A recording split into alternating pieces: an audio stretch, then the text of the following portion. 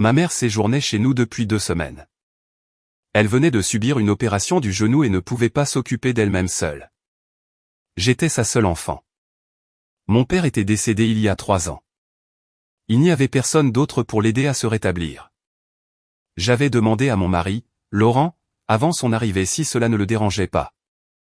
Il avait dit, d'accord. Il avait dit, pas de problème. Il avait dit, tout ce dont tu as besoin. Il avait dit tout cela avec un sourire sur le visage, comme un bon mari qui soutient sa femme. Puis ma mère est arrivée et le sourire de Laurent a disparu. Il se plaignait de tout. Il se plaignait qu'elle utilisait trop d'eau chaude. Il se plaignait qu'elle regardait la télévision trop fort. Il se plaignait qu'elle passait trop de temps dans la salle de bain. Il se plaignait que ses flacons de médicaments encombraient le comptoir. Il se plaignait qu'elle parlait trop pendant le dîner. Il s'est plaint de sa respiration une fois. Je lui ai dit qu'elle venait d'être opérée et qu'il fallait de la patience. Il a dit qu'il était patient. Il a dit que je n'appréciais pas à quel point il était patient. Ma mère essayait de ne pas se mettre en travers de son chemin. Elle s'excusait pour tout, même quand elle n'avait rien fait de mal. Elle le remerciait constamment de la laisser rester. Elle achetait l'épicerie avec son propre argent, même si je lui avais dit de ne pas le faire. Elle faisait tout ce qu'elle pouvait pour se faire toute petite et invisible parce qu'elle pouvait sentir l'irritation de Laurent chaque fois qu'elle entrait dans une pièce. 2 semaines après le début de son séjour, nous dînions. J'avais préparé un rôti de bœuf parce que c'était le plat préféré de Laurent. Ma mère m'avait aidé à éplucher les pommes de terre même si son genou lui faisait mal, car elle voulait se rendre utile. Laurent a mangé son repas sans dire merci. Il faisait défiler son téléphone entre 2 bouchées. Il agissait comme si nous n'étions même pas là. Puis son ami Benoît a appelé. Laurent a répondu à table parce que Laurent ne croyait pas aux bonnes manières. Benoît a demandé ce que Laurent faisait ce soir. Laurent a dit qu'il était coincé à la maison. Benoît a demandé pourquoi. Laurent a regardé ma mère droit dans les yeux et a dit, « Quand est-ce que la vieille peau rentre chez elle ?» Il l'a dit au téléphone, mais il s'est assuré qu'elle pouvait entendre chaque mot. Il a dit que la mère de sa femme restait avec eux et qu'elle le rendait fou. Il a dit qu'elle était antique, inutile et qu'elle sentait le parfum de vieille dame. Il a dit qu'il avait hâte qu'elle parte pour que sa maison redevienne normale. Ma mère a posé sa fourchette. Ses mains tremblaient. Ses yeux étaient humides. Elle s'est excusée doucement et est allée dans la chambre d'amis où elle dormait depuis 2 semaines. J'ai entendu la porte se fermer doucement. Elle ne l'a pas claquée. Elle n'a pas fait de scène. Elle a juste disparu parce que c'est ce que faisait ma mère quand elle était blessée. Elle se faisait encore plus petite. J'ai fixé Laurent pendant qu'il continuait sa conversation avec Benoît. Il a ri de quelque chose que Benoît a dit. Il a fait des plans pour sortir ce week-end. Il a raccroché et a recommencé à manger comme si de rien n'était. Il a remarqué que je le fixais et a demandé quel était mon problème. Je lui ai demandé s'il venait vraiment de traiter ma mère de vieille peau. Il a haussé les épaules. Il a dit qu'il ne faisait que se défouler. Il a dit que lorsque nous nous sommes mariés, il s'attendait à ce que ce soit juste nous deux. Je lui ai rappelé que j'avais demandé la permission avant qu'elle ne vienne. Il a dit qu'il ne réalisait pas qu'elle resterait si longtemps. J'ai dit que cela faisait 2 semaines. Il a dit que c'était 2 semaines de trop. Je me suis levé de table et je suis allé voir ma mère. Elle était assise sur le lit et pleurait silencieusement, de la façon dont elle pleurait toujours, sans bruit, sans vouloir déranger personne. Je me suis assise à côté d'elle et je lui ai tenu la main. Je me suis excusé pour Laurent. Elle a dit que ce n'était pas ma faute. Elle a dit qu'elle devrait peut-être rentrer chez elle plus tôt. Elle a dit qu'elle pourrait engager une infirmière ou quelque chose comme ça. Elle a dit qu'elle ne voulait pas causer de problème dans mon mariage. Je lui ai dit qu'elle n'allait nulle part.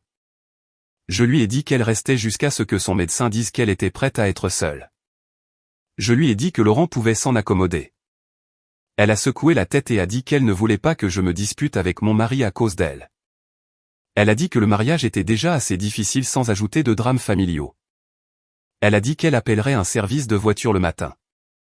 Je lui ai dit absolument pas. Je suis retourné dans la salle à manger où Laurent finissait son rôti. Je lui ai dit que ma mère restait jusqu'à ce qu'elle soit complètement rétablie. Il a dit qu'il n'était pas d'accord avec ça.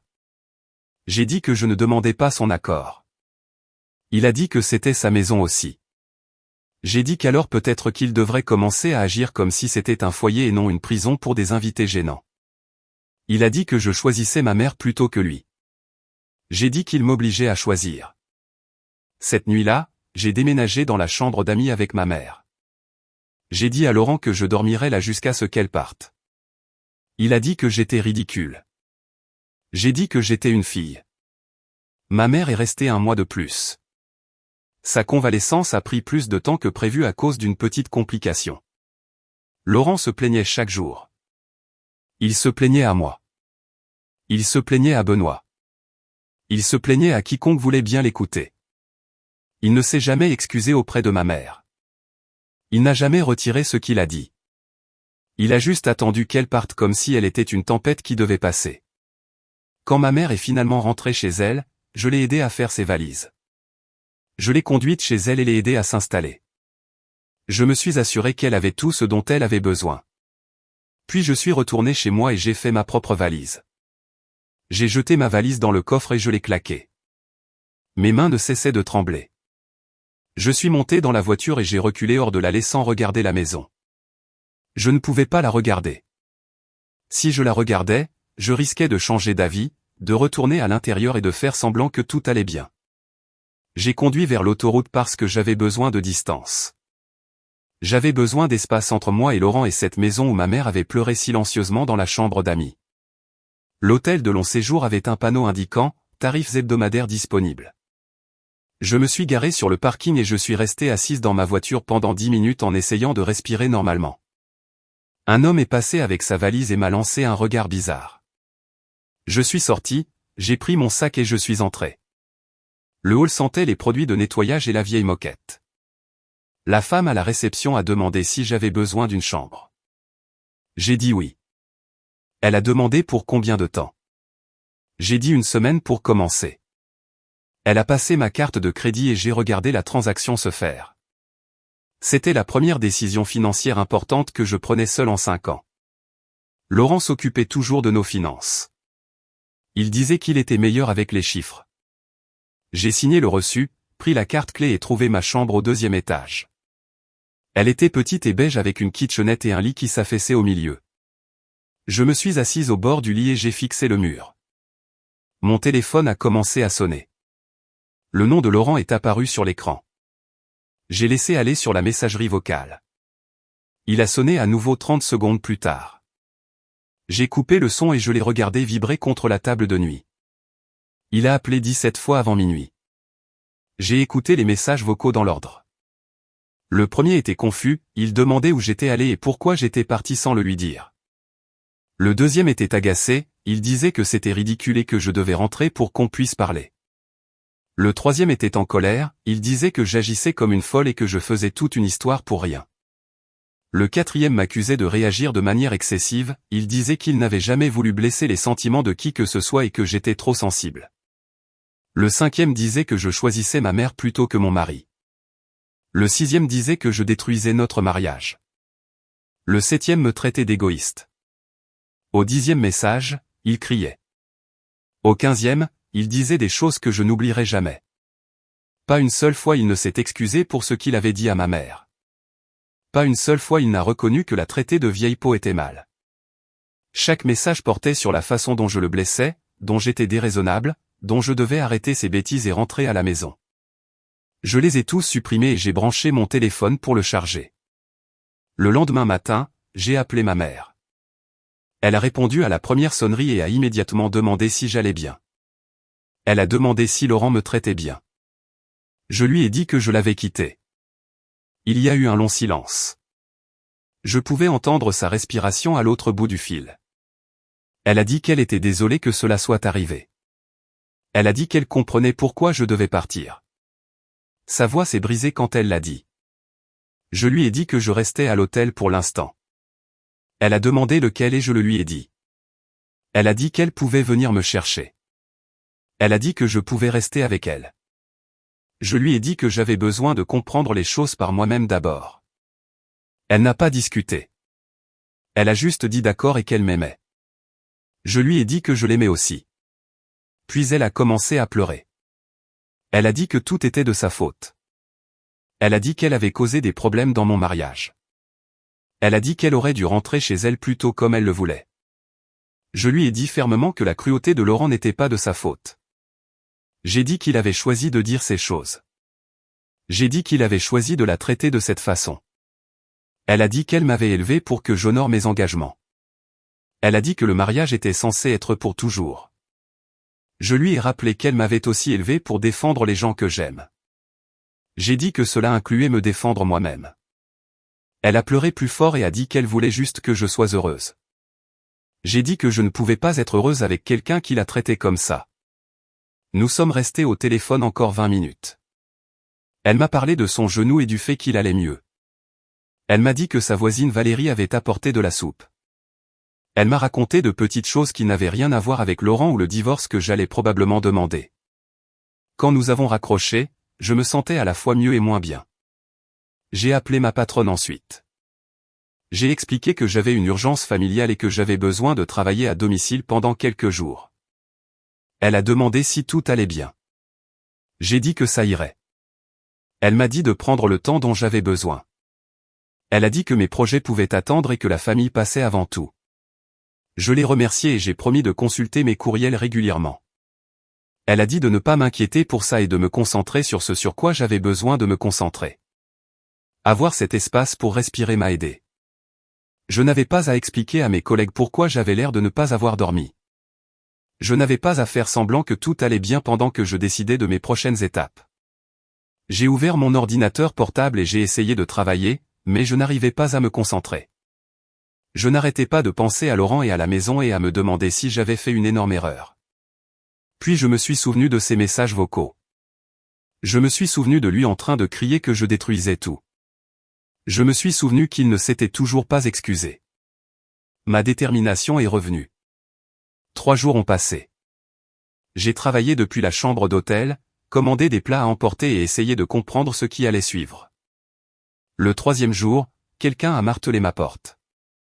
J'ai regardé par le Judas et j'ai vu Laurent debout dans le couloir. Mon estomac s'est noué. Il a frappé à nouveau et a crié mon nom. Il a dit que nous devions parler entre adultes. Il a dit que j'étais puéril et qu'il en avait assez de ce jeu. J'ai attrapé mon téléphone et appelé la réception. J'ai dit que mon mari, dont j'étais séparé, était à ma porte et que j'avais besoin de la sécurité. La femme a dit que quelqu'un montait tout de suite. Laurent continuait de frapper. Il a dit qu'il savait que j'étais là. Il a dit qu'il avait vérifié le relevé de carte de crédit et vu les frais d'hôtel. Il a dit que je ne pouvais pas me cacher de lui pour toujours. 2 agents de sécurité sont apparus dans le couloir. Ils ont demandé à Laurent de partir. Il a dit qu'il voulait juste parler à sa femme. Ils ont dit que j'avais demandé qu'il soit expulsé de la propriété. Il a commencé à crier que j'étais dramatique. Il a dit que toute cette histoire était stupide. Les gardes l'ont escorté vers l'ascenseur pendant qu'il criait que je faisais une erreur. J'ai regardé par le Judas jusqu'à ce qu'il soit parti. Puis je me suis assise par terre et j'ai tremblé pendant 15 minutes. J'ai cherché des avocats spécialisés en divorce sur mon téléphone. J'ai lu des avis et regardé des sites web et j'en ai finalement choisi un nommé Louis Mercier. Son bureau était au centre-ville. J'ai appelé et pris rendez-vous pour le lendemain. La réceptionniste a demandé sur quoi portait la consultation. J'ai dit le divorce. Elle a dit que les frais de consultation étaient de 300 €. J'ai dit que c'était bon, même si ce n'était pas bon. Je pouvais à peine me le permettre, mais j'avais besoin de savoir quelles étaient mes options. Le lendemain matin, j'ai conduit jusqu'à son bureau. C'était dans un grand immeuble avec des sols en marbre et des œuvres d'art coûteuses au mur. J'ai pris l'ascenseur jusqu'au 7e étage et je me suis enregistré auprès de la réceptionniste. Elle m'a donné des formulaires à remplir. J'ai écrit mon nom et celui de Laurent, notre adresse et la durée de notre mariage. 5 ans.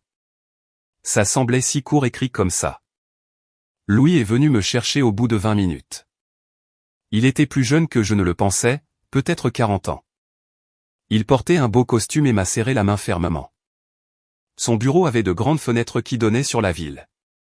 Il m'a demandé de lui raconter ce qui se passait. J'ai expliqué pour ma mère et son opération et le comportement de Laurent. Je lui ai parlé de l'appel téléphonique avec Benoît. Je lui ai parlé de mon départ. Il a pris des notes et posé des questions sur nos finances. Il a demandé si nous possédions une propriété ensemble. J'ai dit que nous avions une maison. Il a demandé à qui appartenait le prêt hypothécaire. J'ai dit à Laurent. Il a demandé pour les comptes bancaires. J'ai dit que tout était conjoint. Il a demandé si je travaillais. J'ai dit oui. Il a demandé combien je gagnais. Je lui ai dit. Il a dit que la France appliquait le régime de la communauté réduite aux acquêts. Il a expliqué que cela signifiait que les biens matrimoniaux étaient divisés équitablement même s'ils n'étaient pas aux deux noms. Il a dit que j'avais des droits sur la valeur nette de la maison même si l'hypothèque n'était qu'au nom de Laurent. Il a dit que j'avais des droits sur les comptes de retraite et l'épargne. J'ai ressenti du soulagement et de la peur en même temps. Louis a dit que la consultation visait juste à discuter des options. Il a dit que si je voulais aller de l'avant, il aurait besoin d'une provision. J'ai demandé combien. Il a dit 1 800 €, mais que je pouvais payer en plusieurs fois. Il était factuel sur tout. Il n'a pas agi comme si ma situation était dramatique ou inhabituelle.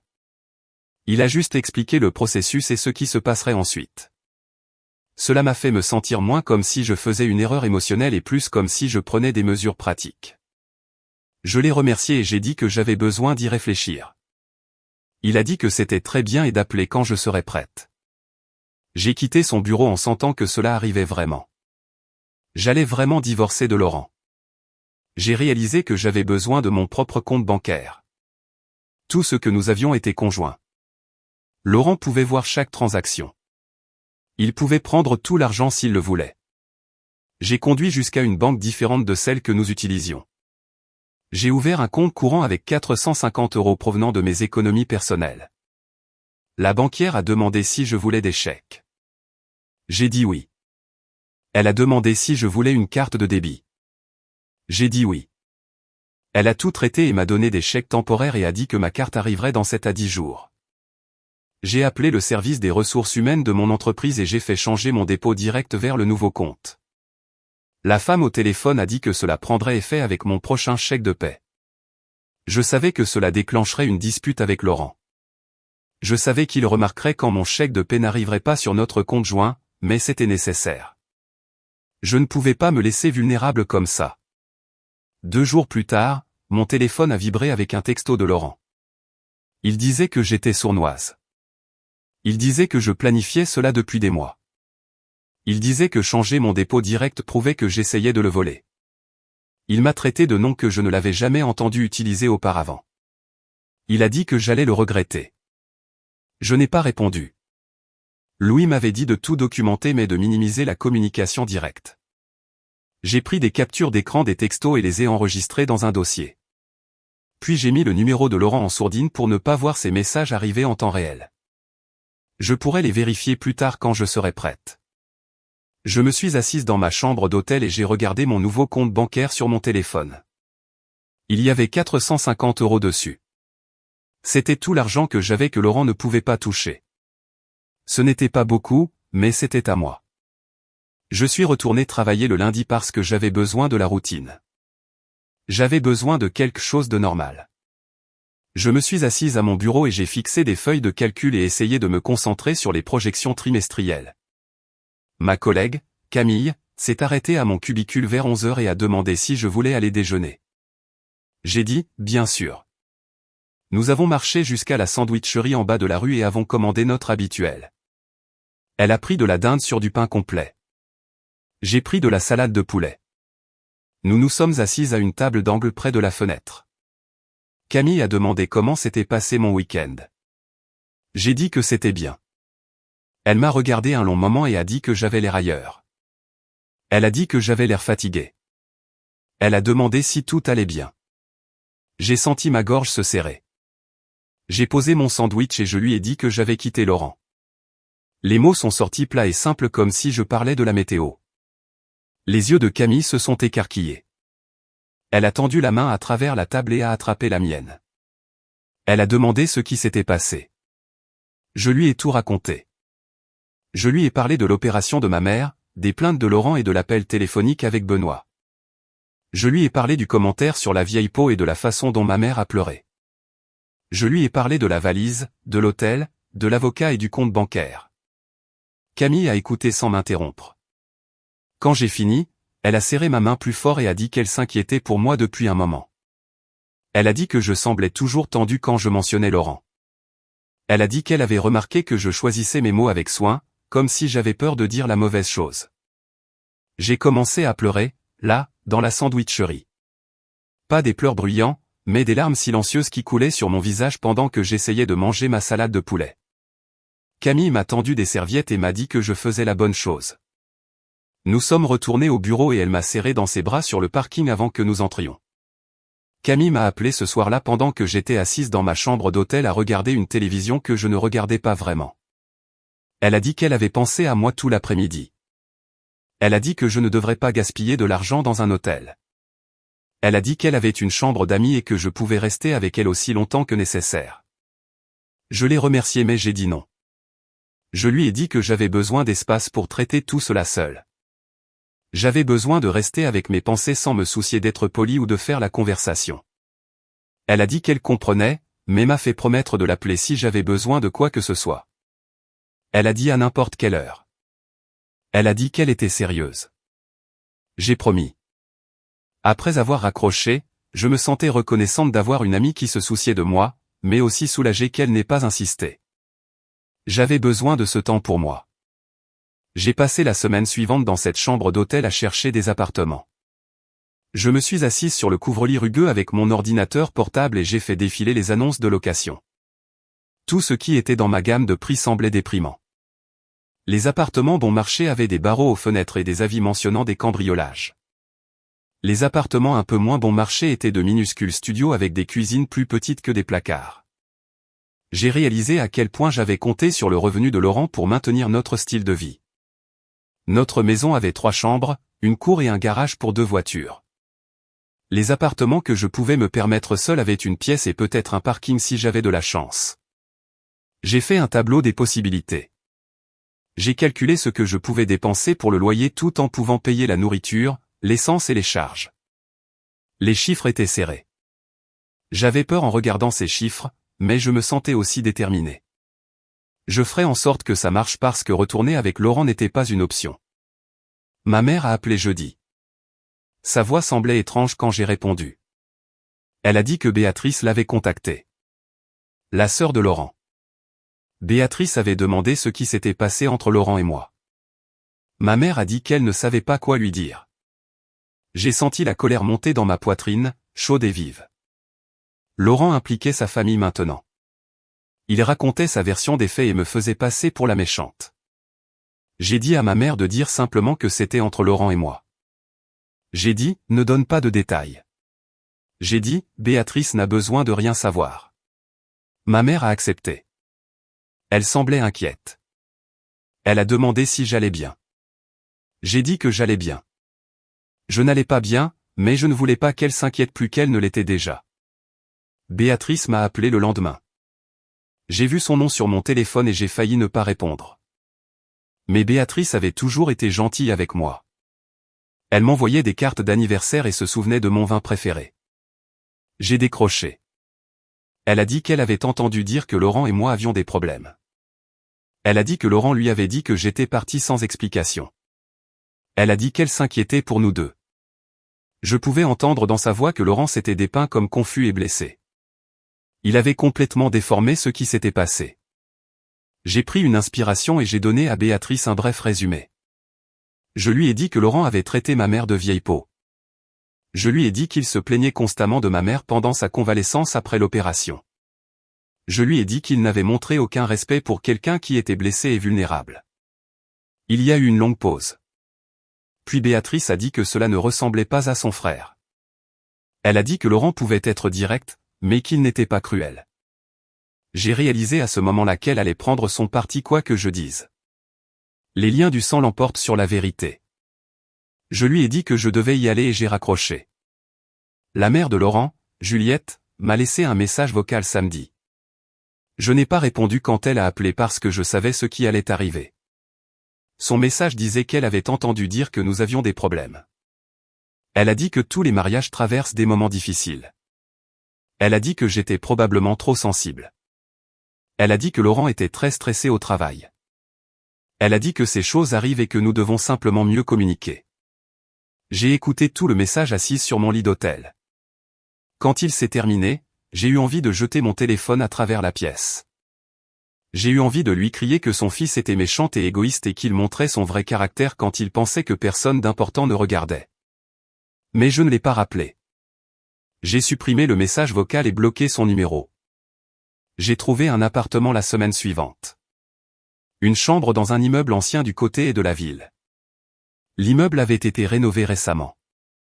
Nouvelles fenêtres, peinture fraîche. La propriétaire était une femme d'une cinquantaine d'années qui m'a fait visiter l'unité elle-même. L'appartement était petit mais propre. La cuisine avait des armoires blanches et des comptoirs noirs. La salle de bain avait une nouvelle douche. La chambre était juste assez grande pour un lit et une commode. Le loyer était de 750 € par mois, ce qui était le maximum de mon budget. Je devrais faire attention aux autres dépenses, mais c'était faisable. La propriétaire a vérifié ma solvabilité et m'a appelé 2 jours plus tard pour me dire que j'étais approuvé. J'ai signé un bail de 6 mois assise à sa table de cuisine. Ma main tremblait pendant que je signais. Le bail semblait terrifiant et libérateur en même temps. J'avais mon propre endroit. Laurent ne pouvait pas y toucher. Le jour du déménagement est arrivé 3 semaines après mon départ. J'ai engagé des déménageurs d'une entreprise trouvée en ligne. 2 gars avec un camion. Je les ai programmés pour un mardi après-midi quand Laurent serait au travail. Je leur ai donné l'adresse et les ai retrouvés à la maison à 14 h. J'ai déverrouillé la porte d'entrée et je leur ai montré ce qu'il fallait prendre, mes vêtements du placard, mes livres des étagères, mon ordinateur portable et mes papiers personnels, le petit bureau que mon père m'avait donné avant de mourir. J'ai laissé derrière moi le canapé que nous avions acheté ensemble. J'ai laissé la table à manger, la télévision et le lit.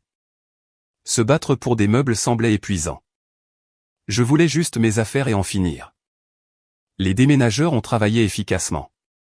Ils ont enveloppé mon bureau dans des couvertures et chargé des cartons dans leur camion. J'ai traversé chaque pièce en m'assurant que j'avais tout ce qui comptait. La voiture de Laurent est entrée dans l'allée à 15 h 15. J'ai entendu le moteur et j'ai regardé par la fenêtre. Il est sorti et est resté là à fixer le camion de déménagement. Puis il a remonté l'allée rapidement. Les déménageurs sortaient mon bureau par la porte d'entrée. Laurent s'est arrêté devant eux et a crié que je le volais. Il a dit que ce bureau était à lui. Il a dit que tout dans cette maison était à lui. Les déménageurs semblaient mal à l'aise mais ont continué à marcher. Ils ont chargé le bureau dans le camion. Je suis sorti et je me suis tenu sur le porche. Laurent s'est tourné vers moi et a commencé à crier plus fort. Il a dit que je n'avais le droit de rien prendre. Il a dit qu'il avait payé pour cette maison. Je suis resté calme et je lui ai dit que c'était mes effets personnels. J'ai dit que le bureau était un cadeau de mon père.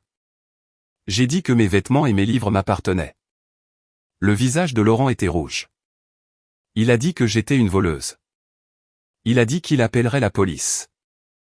Je lui ai dit d'y aller. J'ai dit que la police lui dirait la même chose que je lui disais. C'étaient mes affaires et j'avais tout à fait le droit de les prendre. Les déménageurs ont fini de charger et ont demandé si j'étais prête à partir. J'ai dit oui. Je suis monté dans ma voiture et j'ai suivi leur camion jusqu'à mon nouvel appartement pendant que Laurent restait dans l'allée à nous regarder partir. L'appartement semblait faux ce premier soir. J'ai déballé mes cartons et disposé mon canapé d'occasion contre le mur et accroché mes vêtements dans le petit placard. Les meubles semblaient tristes et éparpillés dans tout cet espace vide. J'avais un canapé, un lit et le bureau que mon père m'avait donné et c'était tout.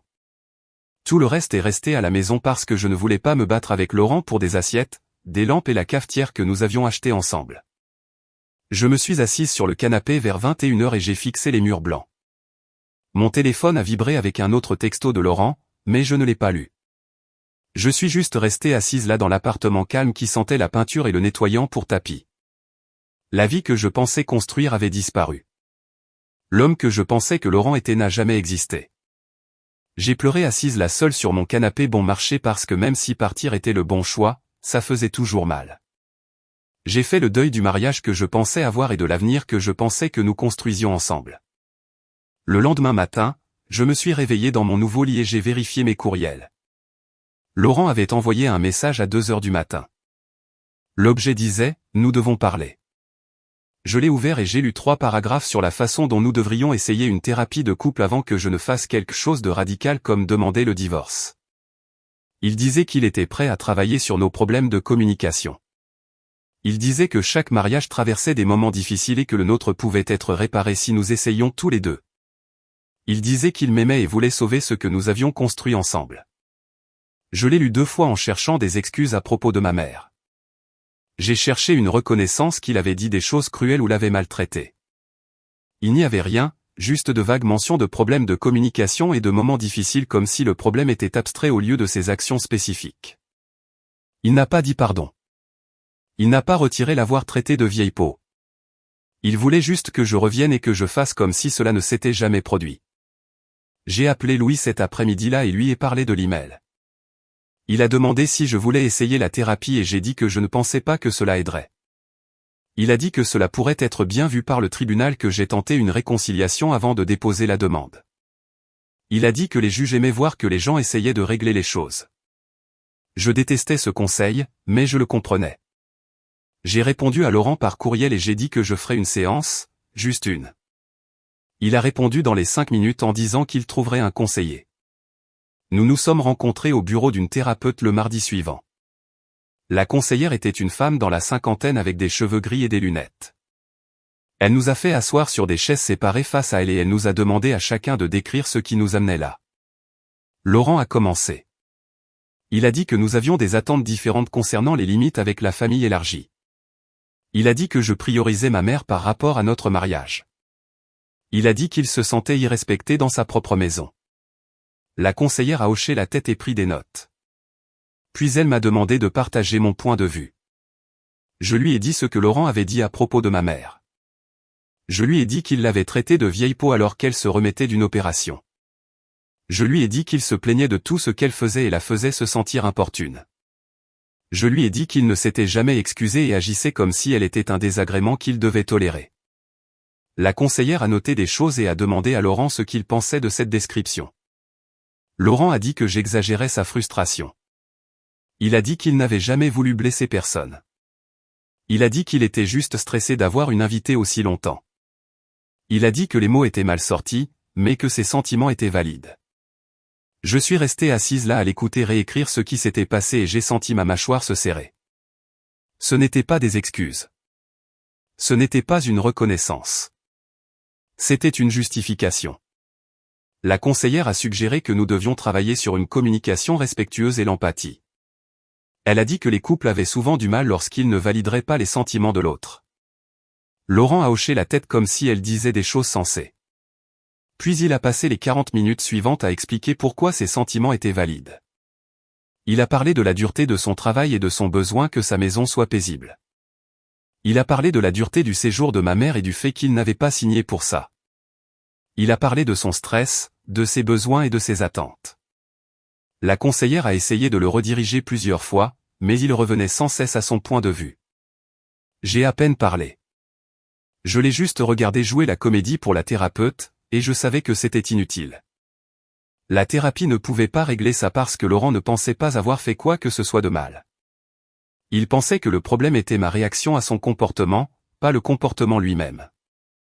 J'ai quitté cette séance en sachant que j'en avais fini. J'ai appelé Louis le lendemain et lui ai dit de procéder au dépôt des papiers du divorce. Il a dit qu'il préparerait une requête citant des différends irréconciliables. Il a expliqué que la provision coûterait 1 800 € et que je pouvais payer en 4 fois. J'ai écrit le premier chèque de 450 € assise à ma table de cuisine. Ma main tremblait pendant que je le signais. Ce chèque ressemblait à la fermeture d'une porte que je ne pourrais jamais rouvrir. C'était comme rendre le divorce réel au lieu d'être simplement une menace. Je l'ai posté et je me suis senti malade et soulagé en même temps. Laurent a reçu les papiers au travail un jeudi après-midi. Je le sais parce qu'il m'a appelé en hurlant 15 minutes plus tard. Il a dit que je l'avais humilié devant ses collègues. Il a dit que l'huissier était entré directement dans son bureau pendant une réunion. Il a dit que tout le monde avait vu et que maintenant tout le monde savait que sa femme divorçait de lui. Il a crié que j'étais vindicative et cruelle et que j'essayais de détruire sa réputation. Je l'ai écouté rager pendant peut-être 30 secondes avant de raccrocher. Puis j'ai bloqué son numéro parce que j'en avais fini de me faire crier dessus pour avoir pris des décisions concernant ma propre vie. La voisine de ma mère, Valérie, m'a appelé ce samedi-là. Elle a dit que Laurent s'était présenté chez ma mère ce matin-là en demandant où j'étais. Elle a dit qu'il avait martelé la porte et exigé que ma mère me convainque de rentrer. Ma mère lui a dit de partir.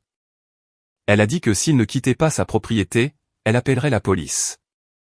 Valérie a regardé depuis sa fenêtre et a dit que Laurent était resté sur le porche à se disputer pendant 10 minutes avant de finalement partir. Je me sentais fier de ma mère pour lui avoir tenu tête. Je m'inquiétais aussi pour sa sécurité parce que Laurent passait clairement à la vitesse supérieure. Je suis allé au tribunal le lundi et j'ai déposé une demande d'ordonnance de protection. J'ai énuméré le harcèlement à l'hôtel et chez ma mère et son comportement agressif pendant le déménagement. J'ai décrit son habitude de se présenter sans invitation et de faire des exigences. Le greffier m'a donné des formulaires à remplir et a programmé une audience. 3 jours plus tard, un juge a accordé une ordonnance temporaire exigeant que Laurent reste loin de moi et de ma mère en attendant une audience complète. L'ordonnance disait qu'il ne pouvait pas nous contacter ni venir à moins de 150 mètres de l'une ou l'autre de nos maisons. J'ai reçu les papiers par la poste et j'ai eu l'impression de pouvoir respirer un peu plus facilement. Louis m'a appelé 2 semaines plus tard et a dit que l'avocat de Laurent voulait proposer une médiation. Il a expliqué que c'était la norme et potentiellement plus rapide que d'aller au tribunal. Il a dit que nous pourrions essayer de diviser les biens et de régler le divorce sans litige. J'ai demandé si je devrais être dans une pièce avec Laurent et Louis a dit oui, mais qu'il serait là et la médiatrice aussi. Je détestais l'idée de m'asseoir en face de Laurent à nouveau, mais j'ai accepté d'essayer. Je voulais juste en finir. Le bureau de médiation était dans un immeuble en briques fades du centre-ville avec de la moquette beige et des lumières fluorescentes qui donnaient à tout le monde un air fatigué.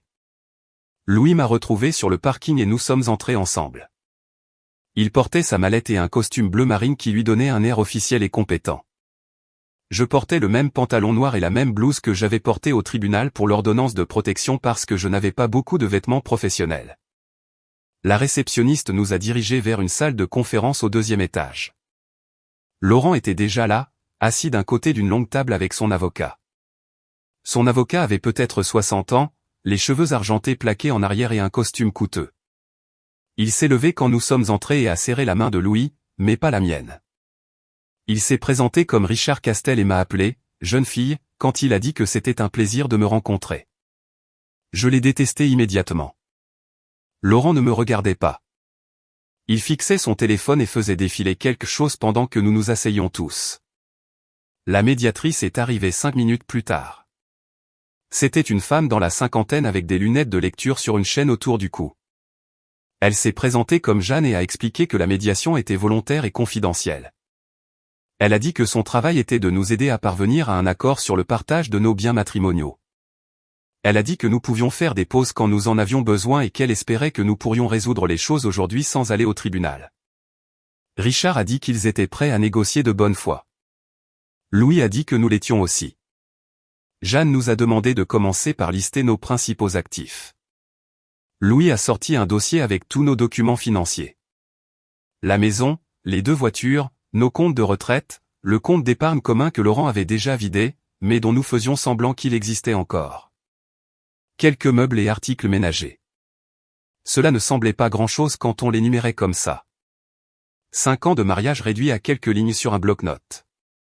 Jeanne a posé des questions sur la maison en premier puisque c'était notre plus gros actif. Richard a immédiatement dit que Laurent voulait la garder. Il a dit que Laurent avait payé l'hypothèque pendant tout le mariage et qu'il ne serait pas juste de le forcer à quitter sa maison.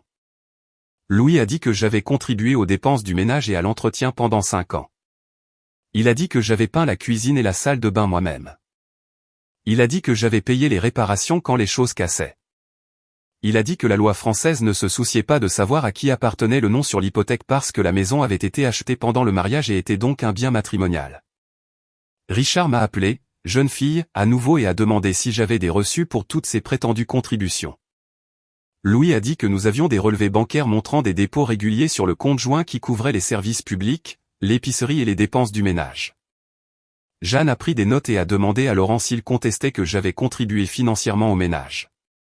Laurent a haussé les épaules et a dit que j'avais un travail, donc évidemment j'aidais à payer les factures. Richard lui a lancé un regard qui disait « Tais-toi ». Nous nous sommes disputés à propos de la maison pendant près de 3 heures.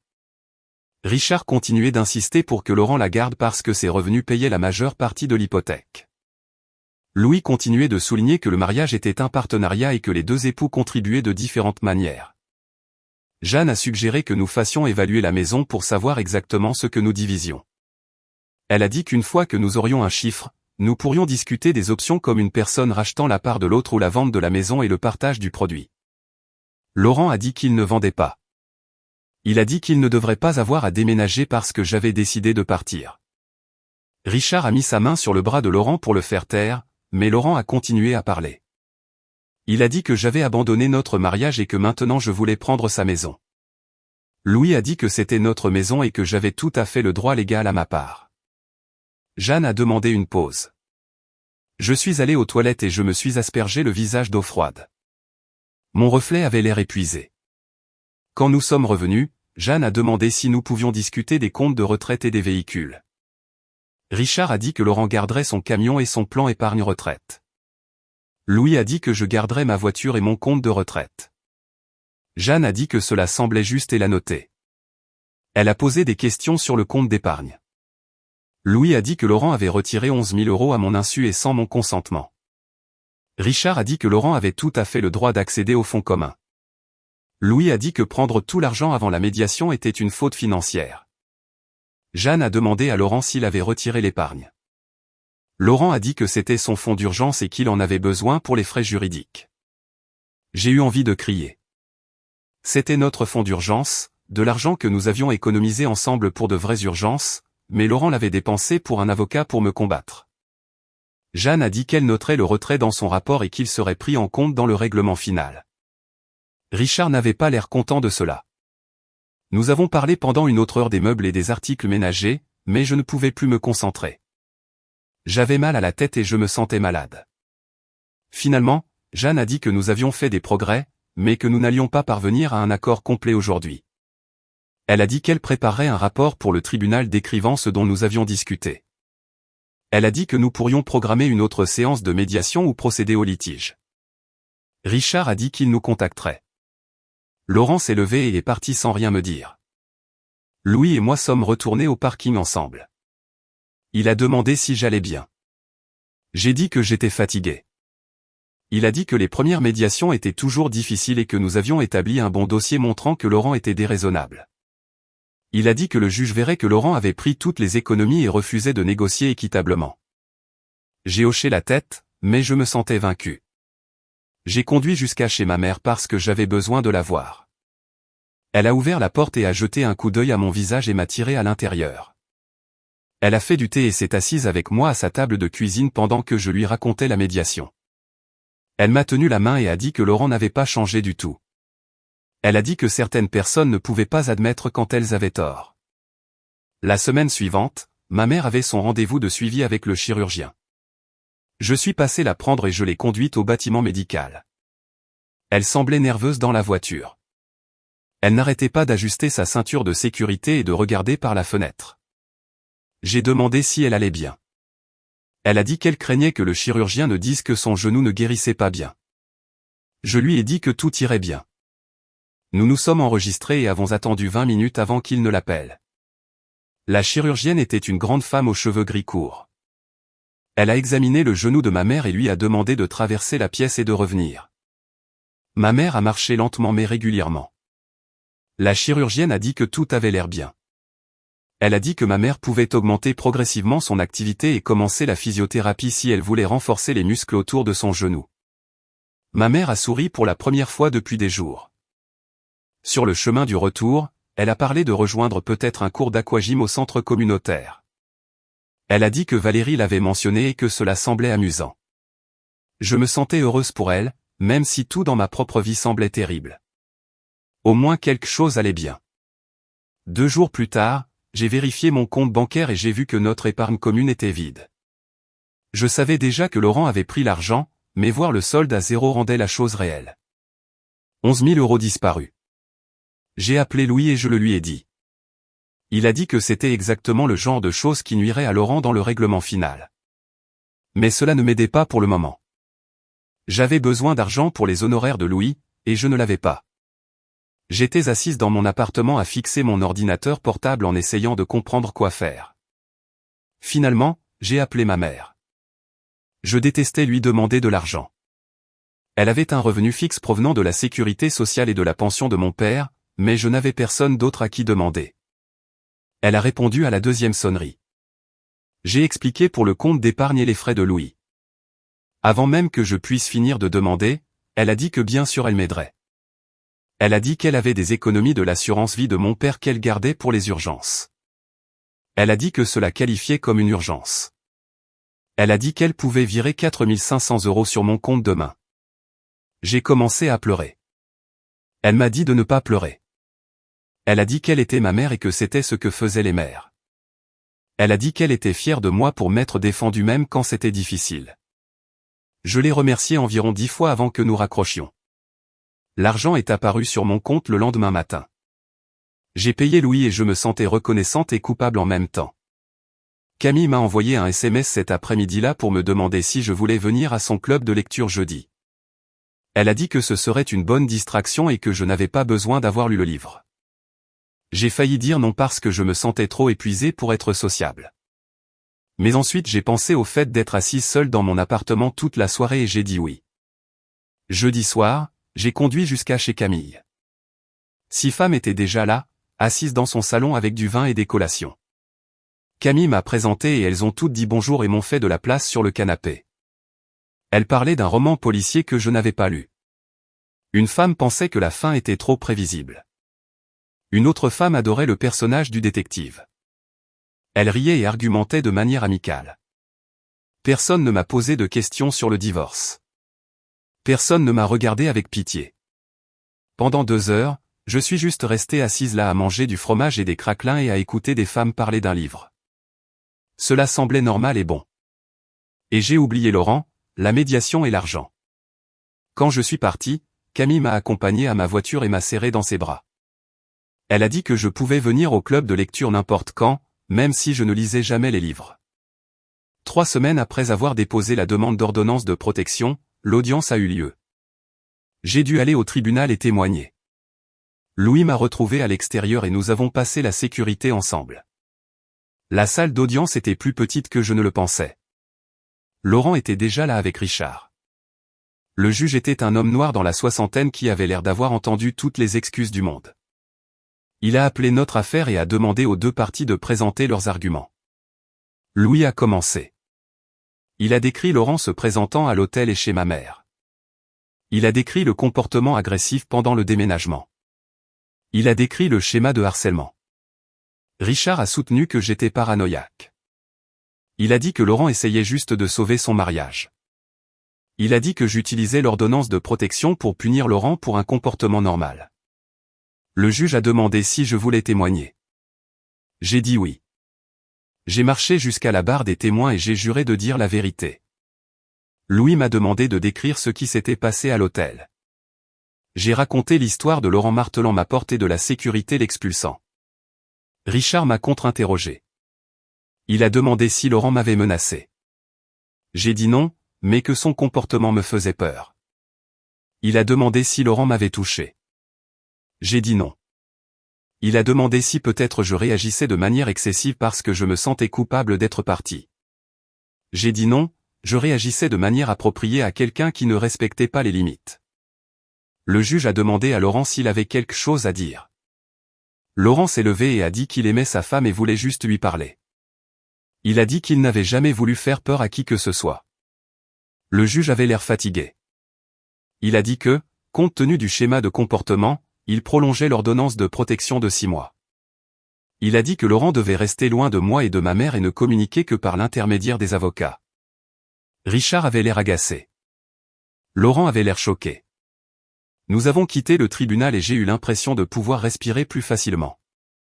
Cet après-midi-là, j'ai reçu un courriel de Richard transféré par Louis. Laurent proposait de garder la maison et de me donner 18 000 € comme ma part de la valeur nette. J'ai appelé Louis et demandé si c'était juste. Il a ri. Il a dit que la maison avait au moins 75 000 € de valeur nette sur la base des ventes récentes dans notre quartier. Il a dit que 18 000 € était insultant. Il a dit que nous devrions faire une contre-offre à 36 000 € ou forcer la vente. Je lui ai dit d'envoyer la contre-offre. J'en avais assez d'être raisonnable avec quelqu'un qui prenait tout et offrait des miettes. J'ai appelé ma mère le lendemain pour prendre de ses nouvelles. Elle semblait fatiguée et quand j'ai demandé comment elle dormait, elle s'est tue un moment avant d'admettre qu'elle faisait des cauchemars. Elle a dit que Laurent y apparaissait, martelant sa porte et criant. Elle a dit qu'elle se réveillait effrayée même si elle savait que c'était juste un rêve. Je me sentais terrible d'entendre que mes problèmes de mariage affectaient sa santé mentale alors qu'elle gérait déjà tant de choses. Je lui ai dit que je venais et elle a dit qu'elle ne voulait pas être un fardeau. J'ai dit qu'elle ne l'était pas et j'ai raccroché avant qu'elle ne puisse discuter. J'ai conduit jusqu'à chez elle et j'ai apporté une sonnette vidéo que j'avais achetée à la quincaillerie. Je l'ai installée sur sa porte d'entrée pendant qu'elle regardait depuis la fenêtre du salon. Puis j'ai vérifié chaque serrure de sa maison, testant les portes et les fenêtres pour m'assurer qu'elles étaient sécurisées. Je lui ai montré comment utiliser l'application de la sonnette sur son téléphone pour qu'elle puisse voir qui était dehors avant d'ouvrir la porte. Elle m'a remercié 3 fois et s'est excusée d'être paranoïaque. Je lui ai dit qu'elle n'était pas paranoïaque et que se sentir en sécurité dans sa propre maison était important. Elle m'a serré dans ses bras avant que je parte, et je pouvais sentir à quel point elle semblait plus légère, sachant qu'elle avait cette couche de protection supplémentaire. Au cours de la semaine suivante, 3 personnes de notre ancien groupe de soirée jeux de couple m'ont contacté. D'abord Jessica, qui a envoyé un long texto disant qu'elle avait entendu parler du divorce et qu'elle était tellement désolée. Elle a dit qu'elle espérait que Laurent et moi pourrions arranger les choses parce que nous semblions si bien ensemble. Puis Marc a appelé et a laissé un message vocal disant que Laurent avait mentionné que nous étions séparés et qu'il semblait vraiment déchiré à ce sujet. Marc a suggéré que je devrais peut-être donner une autre chance à Laurent parce que tout le monde fait des erreurs. Enfin, Sarah a envoyé un courriel demandant si je voulais prendre un café pour parler de ce qui s'était passé. Son message se terminait par un commentaire sur la façon dont Laurent luttait et que peut-être la thérapie pourrait encore aider. J'ai fixé mon téléphone après avoir lu l'email de Sarah et j'ai réalisé que Laurent parlait à tous ceux que nous connaissions. Il jouait la victime, disant aux gens qu'il avait le cœur brisé tout en omettant ce qu'il avait dit à ma mère et comment il l'avait traité. Aucune de ces personnes n'avait demandé ma version de l'histoire. Il supposait juste que j'étais déraisonnable ou impulsive. Je me sentais en colère et épuisé à l'idée de devoir défendre ma décision auprès de gens qui n'étaient pas là et ne comprenaient pas. J'ai arrêté de répondre aux messages. J'ai supprimé le texto de Jessica sans répondre. Je n'ai pas rappelé Marc. J'ai laissé l'email de Sarah dans ma boîte de réception et je l'ai ignoré. Camille a remarqué que je semblais distraite au travail et a demandé ce qui n'allait pas pendant notre pause déjeuner. Je lui ai parlé des messages d'amis communs et comment ils semblaient tous penser que je devrais reconsidérer. Camille a secoué la tête et a dit que c'était tout à fait normal pendant un divorce. Elle a dit, les gens choisissent leur camp et certaines personnes sont plus à l'aise de croire la version des événements qui les rend moins mal à l'aise. Elle a dit, je découvrirai qui étaient mes vrais amis à travers ce processus, et ceux qui n'ont pas pris la peine de demander mon point de vue ne valaient pas la peine d'être gardés. Ces mots m'ont fait me sentir moins seul, et j'étais reconnaissante qu'elle comprenne sans que j'aie à tout expliquer. 2 jours plus tard, Louis a appelé pour dire que l'avocat de Laurent avait envoyé une offre révisée. Il proposait maintenant 27 000 € pour ma part de la valeur nette de la maison au lieu des 18 000 € initiaux. Louis a dit que c'était encore bas, mais plus proche du raisonnable.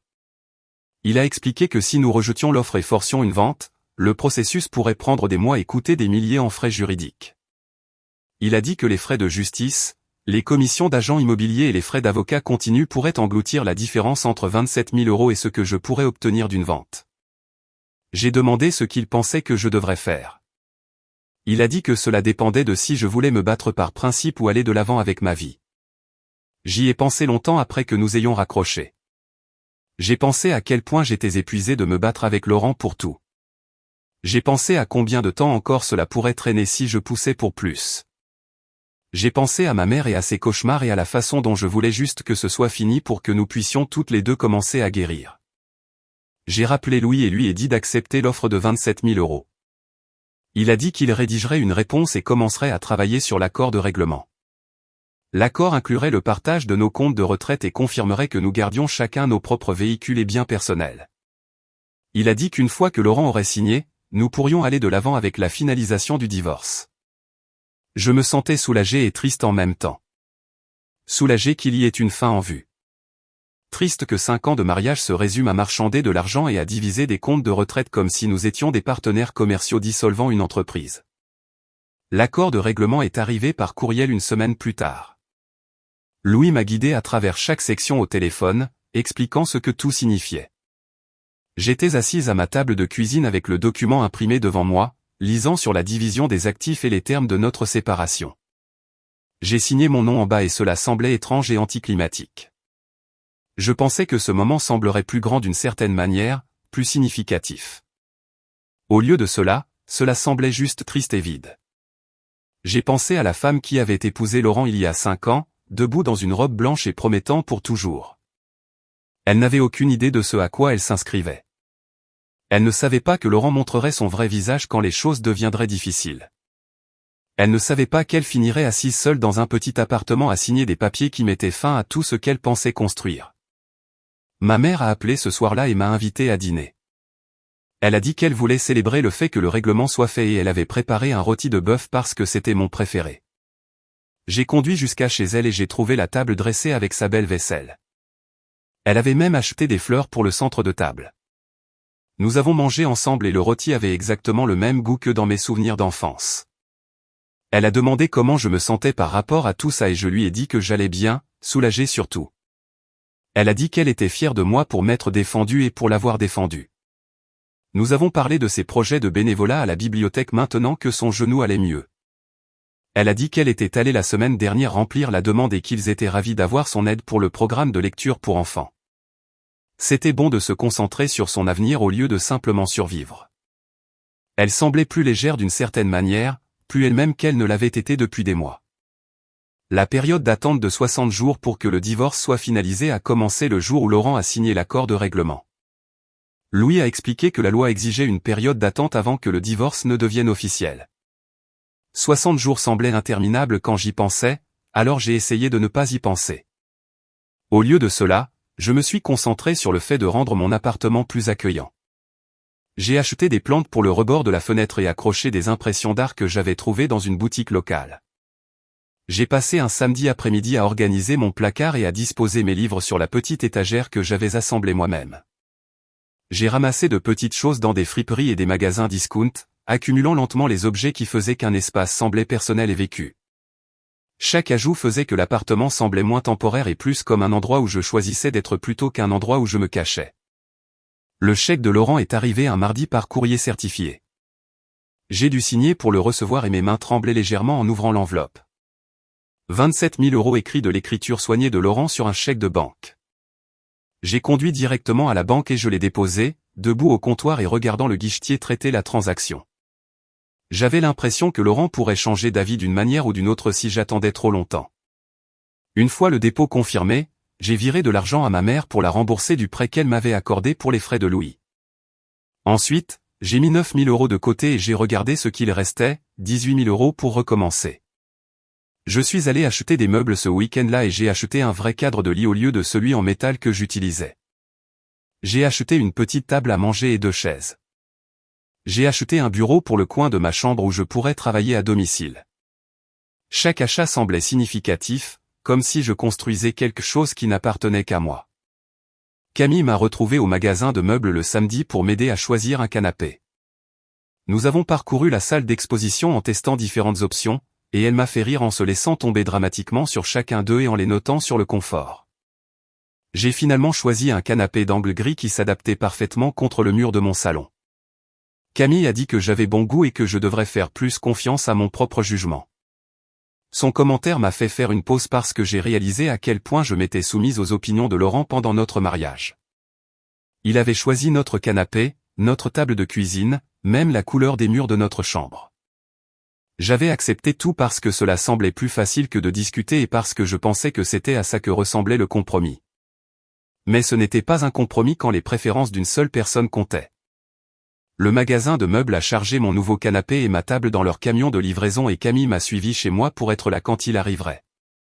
Nous avons passé l'après-midi à aménager mon appartement et au moment où elle est partie, l'espace avait l'air complètement différent. Il avait l'air d'être à moi. Les papiers du divorce sont arrivés par la poste un mardi après-midi alors que je mangeais des restes de pâtes à ma table de cuisine. L'enveloppe était mince et avait l'air officiel avec le sceau du greffier du comté tamponné à l'encre bleue sur le devant. Je l'ai tenu une minute avant de l'ouvrir parce que je savais ce qu'il y avait à l'intérieur. Et une fois que je l'aurais lu, tout serait définitif. Mes mains tremblaient un peu alors que je sortais la feuille de papier unique qui déclarait mon mariage avec Laurent officiellement dissous. J'ai lu le langage juridique sur les différences irréconciliables et la répartition équitable des biens et la date à laquelle le décret devenait effectif. C'était tout. Cet ensemble réduit à une page de mots dactylographiés et la signature d'un juge en bas. Je n'étais plus marié. La vie que j'avais planifiée quand je me tenais à l'hôtel et promettais pour toujours avait complètement disparu. J'ai posé le papier sur la table et je l'ai fixé comme s'il pouvait changer si je regardais assez longtemps. Il n'a pas changé. J'ai pris mon téléphone et appelé ma mère parce qu'elle était la seule personne qui comprendrait ce que je ressentais en ce moment. Elle a répondu à la deuxième sonnerie et a demandé si tout allait bien. Je lui ai dit que le divorce était définitif et que les papiers venaient d'arriver. Elle est restée silencieuse un moment avant de demander comment je me sentais à ce sujet. J'ai dit que je was triste mais aussi soulagé, ce qui semblait être une combinaison étrange, mais c'était vrai. Elle a dit que c'était tout à fait logique parce que les fins sont toujours compliquées, même quand elles sont nécessaires. Elle a dit qu'elle était fière de moi et a demandé si je voulais venir dîner. Je lui ai dit que je passerais ce week-end et nous avons parlé quelques minutes de plus avant de raccrocher. Je me sentais mieux après lui avoir parlé. J'ai mis le jugement de divorce dans un dossier avec tous les autres documents juridiques des derniers mois et j'ai mis le dossier dans le tiroir de mon bureau où je n'aurais pas à le regarder tous les jours. Le travail est devenu l'endroit où je pouvais tout oublier et me concentrer sur des tâches qui avaient des solutions claires. J'ai commencé à me porter volontaire pour des projets supplémentaires dont les autres ne voulaient pas parce que rester occupé empêchait mon esprit de vagabonder vers des endroits où je ne voulais pas qu'il aille. Ma patronne a remarqué que je prenais plus de responsabilités et semblais plus impliqué dans les réunions. Elle m'a prise à part un après-midi et a dit qu'il pourrait y avoir une opportunité de promotion au cours du prochain trimestre et qu'elle voulait que je postule. Le poste signifierait plus d'argent et une petite équipe à gérer, ce qui semblait accablant et excitant en même temps. Je lui ai dit que j'étais intéressé et elle a dit qu'elle m'enverrait les détails quand l'annonce serait publiée. Avoir quelque chose vers quoi travailler m'a aidé à sentir que j'avançais au lieu de simplement survivre. Je suis rentré chez moi ce soir-là et j'ai mis à jour mon CV pour la première fois depuis des années. J'ai commencé à voir une thérapeute nommée Dr Huchon, qui avait un bureau dans une maison convertie près du centre communautaire. La salle d'attente avait des chaises confortables et des magazines qui étaient réellement récents au lieu d'avoir 3 ans. Le docteur Huchon était une femme dans la cinquantaine avec des cheveux gris et une façon calme de poser des questions qui me donnaient envie de répondre honnêtement. Notre première séance consistait principalement à ce qu'elle me pose des questions sur mon passé et ce qui m'amenait en thérapie. Je lui ai parlé du divorce et comment j'essayais de comprendre comment j'avais fini dans un mariage où j'étais si malheureuse depuis si longtemps. Elle m'a demandé de décrire à quoi ressemblait mon mariage, et je me suis retrouvé à parler de toutes les petites façons dont Laurent me faisait sentir que mes besoins n'avaient pas d'importance. Elle m'a aidé à voir des schémas de complaisance et d'évitement des conflits qui m'avaient fait ignorer les signaux d'alarme sur le caractère de Laurent dès le début. Elle a demandé ce que je voulais retirer de la thérapie, et j'ai dit que je voulais mieux me comprendre pour ne pas commettre les mêmes erreurs. Elle a dit que c'était un bon objectif et que nous y travaillerions ensemble. J'ai quitté cette première séance en ayant l'impression que je pourrais peut-être vraiment comprendre tout ça. Ma mère et moi avons commencé à dîner ensemble chaque semaine, alternant entre sa maison et mon appartement. Elle cuisinait une semaine et je cuisinais la suivante et nous nous asseyions à table et parlions de nos vies comme si nous étions des amis et pas juste mère et fille. Elle bougeait beaucoup mieux maintenant que son genou était complètement guéri et elle semblait plus heureuse que je ne l'avais vue depuis la mort de mon père. Elle riait plus et parlait de choses qu'elle voulait faire au lieu de juste des choses qu'elle devait faire. Un soir, alors que nous mangions le sauté de poulet que j'avais préparé, elle m'a dit qu'elle pensait prendre un cours d'aquarelle au centre pour seniors. J'ai dit que cela semblait génial et j'ai demandé ce qui lui donnait envie d'essayer la peinture. Elle a dit qu'elle peignait quand elle était plus jeune avant de se marier et de m'avoir et qu'elle voulait voir si elle aimait toujours ça. La regarder planifier des choses pour elle-même m'a fait réaliser que vivre comme on veut vraiment vivre compte plus que de simplement garder les apparences et mettre les autres à l'aise. Nous avons fini de dîner et fait la vaisselle ensemble et je suis rentré chez moi en me sentant reconnaissante que nous ayons ce temps ensemble. Valérie m'a appelé un soir pour me dire qu'elle avait vu ma mère au centre communautaire et voulait que je sache qu'elle allait vraiment bien. Elle a dit que ma mère allait à un groupe de soutien au deuil le jeudi soir et semblait se faire des amis avec certaines des autres personnes là-bas. J'étais contente de l'entendre parce que je m'inquiétais que ma mère passe trop de temps seule après la mort de mon père. Valérie a dit que ma mère semblait plus légère d'une certaine manière, comme si elle ne portait pas autant de poids sur ses épaules. J'ai remercié Valérie d'avoir appelé et d'être une si bonne voisine pour ma mère. Après avoir raccroché, j'ai pensé à la façon dont la cruauté de Laurent nous avait blessés toutes les deux, mais d'une manière étrange, elle nous avait aussi libérés. Ma mère construisait une vie où elle n'avait pas à se faire petite et à s'excuser, et j'apprenais à faire confiance à mon propre jugement au lieu de m'en remettre à quelqu'un d'autre. Aucune de nous n'aurait choisi ce chemin, mais nous étions toutes les deux mieux pour l'avoir parcouru. 6 mois après avoir quitté Laurent, j'ai été appelé dans le bureau de ma patronne, et elle m'a dit que j'avais la promotion. L'augmentation de salaire était assez importante pour que mon budget passe de serré à confortable, et je n'aurais plus à stresser pour chaque dépense. Elle a dit que je l'avais gagné grâce à mon travail acharné et mon dévouement au cours des derniers mois, et qu'elle était ravie de voir ce que je ferais dans ce nouveau rôle. Je l'ai remerciée et j'ai réussi à garder mon calme jusqu'à ce que je revienne à mon bureau où j'ai dû m'asseoir parce que mes mains tremblaient. J'ai appelé ma mère tout de suite et je lui ai annoncé la nouvelle. Elle était si excitée qu'elle a poussé un petit cri, ce qui m'a fait rire. J'ai demandé si elle voulait aller dîner pour fêter ça et elle a dit absolument. Ce week-end-là, je l'ai emmenée dans un bon restaurant italien du centre-ville et nous avons commandé du vin, des pâtes et du tiramisu pour le dessert. Nous avons levé nos verres et porté un toast au nouveau départ et aux secondes chances, et je me suis sentie sincèrement heureuse pour la première fois depuis plus longtemps que je ne pouvais m'en souvenir. J'ai croisé Béatrice à l'épicerie un dimanche après-midi alors que je prenais des ingrédients pour le dîner que je préparais pour ma mère cette semaine-là. Elle était debout au rayon des fruits et légumes à regarder des avocats et j'ai failli faire demi-tour pour l'éviter, mais elle a levé les yeux et m'a vu. Elle s'est approchée et a demandé comment j'allais de cette façon prudente que les gens utilisent quand ils ne veulent pas vraiment connaître la réponse. Je lui ai dit que j'allais bien et elle a hoché la tête et a dit que c'était bon à entendre. Puis elle a dit que Laurent sortait déjà avec quelqu'un de nouveau, ce qu'elle a mentionné, je suppose, pour voir comment je réagirais. J'ai ressenti un petit pincement de quelque chose, mais ce n'était ni de la blessure ni de la jalousie. C'était plus comme du soulagement qu'il soit passé à autre chose et ne serait plus concentré sur moi. J'ai dit à Béatrice que j'espérais que ça marcherait pour lui et elle a semblé surprise comme si elle s'attendait à ce que je sois contrarié. Nous nous sommes dit au revoir et j'ai fini mes courses et je suis rentré chez moi en pensant à quel point j'avais changé si entendre parler de Laurent sortant avec quelqu'un ne me dérangeait pas comme cela l'aurait fait il y a 6 mois. Ma mère est venue dîner la semaine suivante et pendant que nous mangions le poulet rôti et les légumes que j'avais préparés, elle m'a dit qu'elle était fière de moi. Je lui ai demandé pourquoi et elle a dit pour m'être choisi et pour lui avoir montré qu'il n'est jamais trop tard pour attendre un meilleur traitement de la part des gens. Elle a dit, me regarder tenir tête à Laurent l'a aidé à réaliser qu'elle avait passé trop d'années à se rendre invisible pour éviter les conflits.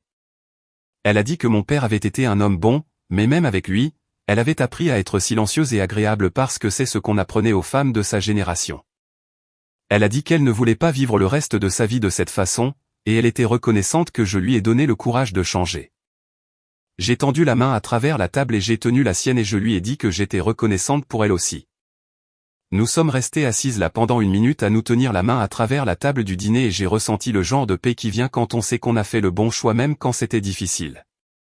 Je me suis inscrite à un cours de poterie au centre communautaire parce que je voulais essayer quelque chose de nouveau qui était juste pour moi et n'avait rien à voir avec mon ancienne vie. Le premier cours était un jeudi soir et je me suis présentée nerveuse comme si je recommençais l'école. L'instructeur était un homme dans la soixantaine qui s'est présenté et a expliqué les bases du travail de l'argile. Il nous a montré comment centrer l'argile sur le tour et comment utiliser nos mains pour la façonner pendant qu'elle tournait. Ma première tentative de faire un bol était terrible. L'argile vacillait et s'effondrait et finissait par ressembler à une crêpe grumeleuse. L'instructeur est venu et m'a montré comment ajuster la position de ma main, et j'ai réessayé. La deuxième tentative était légèrement meilleure, mais toujours assez mauvaise. J'ai regardé la masse informe sur mon tour et j'ai commencé à rire de voir à quel point c'était affreux. La femme à côté de moi a ri aussi et a dit que le sien ressemblait à ce qu'une tortue ivre aurait fait. Nous avons ri plus fort toutes les deux, et l'instructeur a souri et a dit, les premiers bols de tout le monde étaient terribles, et cela fait partie du processus. J'ai nettoyé mon espace de travail à la fin du cours et je me suis inscrite à la session suivante parce que même si mon bol était terrible, je m'étais amusé à le faire et je voulais revenir et réessayer. Je suis rentré du cours de poterie avec de l'argile séchée sous les ongles et j'ai envoyé un SMS à Camille pour lui dire à quel point mon bol était terrible. Elle a renvoyé 3 émojis qui rient et a demandé si je voulais prendre un café samedi pour planifier quelque chose d'amusant. J'ai dit oui immédiatement parce que j'avais besoin de plus de choses à attendre avec impatience au lieu de simplement traverser chaque journée. Nous nous sommes retrouvés au café près de mon appartement et elle a sorti son téléphone pour me montrer des photos de Dublin. Elle a dit qu'elle avait toujours voulu aller voir de la musique live là-bas et a demandé si je voudrais faire un voyage le week-end avec elle le mois prochain. J'ai regardé les photos des pubs et des salles de musique et j'ai ressenti quelque chose que je n'avais pas ressenti depuis des mois. Une véritable excitation à l'idée de faire quelque chose juste parce que je voulais le faire, pas parce que cela garderait Laurent heureux ou éviterait une dispute ou rendrait les choses plus faciles pour quelqu'un d'autre. J'ai dit à Camille que j'adorerais y aller et nous avons passé 1 heure à chercher des hôtels et à faire une liste des endroits que nous voulions visiter. Elle a trouvé un petit hôtel à distance de marche de Temple Bar et j'ai réservé une chambre pour 2 nuits en utilisant une partie de l'argent du règlement du divorce. Camille a levé sa tasse de café et a dit « Aux nouvelles aventures », et j'ai choqué ma tasse contre la sienne, me sentant sincèrement heureuse de l'avenir pour la première fois depuis que j'ai quitté Laurent.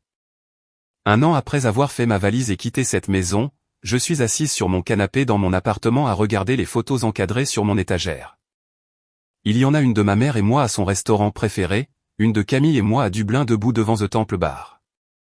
Une de mon groupe de cours de poterie tenant nos bols finis qui ressemblent vraiment à des bols maintenant.